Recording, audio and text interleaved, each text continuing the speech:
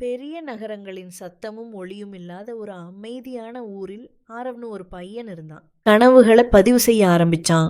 Future F1 driver என்று அவனோட நோட்ல வரைந்து கொண்டிருந்தான். அவன் ஒவ்வொரு இரவும் தன்னுடைய போன்ல அந்த உடைந்த டிஸ்பிளேவை பொருட்படுத்தாம F1 ரேஸை பார்த்துக்கிட்டு இருந்தான். அவனோட அப்பா, நம்ம ஊர்ல இருந்து யாரும் F1 ரேசரா ஆக முடியாது என்று சொல்ல உடனே தன்னம்பிக்கையோட, அப்படின்னா நான் தான் முதல் ஆளா இருப்பேன் என்று அவனோட அப்பா கிட்ட சொன்னான். தாங்கிட்ட இருக்க பொருட்களை வைத்து அட்டையில செய்த கார், சாக் பீஸ் வைத்து போடப்பட்ட ரேஸ் திறக்கென்று ஆரவ் ட்ரெயின் பண்றதா பார்த்து அவனோட நண்பர்கள் அவன் செயலை பார்த்து கேலி செய்து சிரித்தார்கள். ஒரு நாள் ஸ்கூல்ல ஒரு கண்காட்சி நடந்தது. அதுல Aarav F1 racing simulator create பண்ணி அதை ஜட்ஜஸிடம் விளையாடி காட்டினான். நடுவர்ல ஒருத்தர் ஆரவிடம், வாய்ப்பு இல்லாத திறமை மறைந்தே போய்விடும், ஆனா உன்கிட்ட நிறைய திறமை இருக்கு என்று கூறினார். என்ஜின் சத்தம் தொடங்கிய போது அவன் புரிந்து கொண்டான்.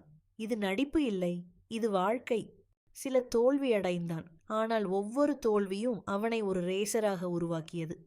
ஒரு நாள் ஆரவ் ஃபார்முலா 1 ட்ராக்கில் நின்றான். ரசிகனாக இல்லை, ஃபார்முலா 1 ரேஷராக.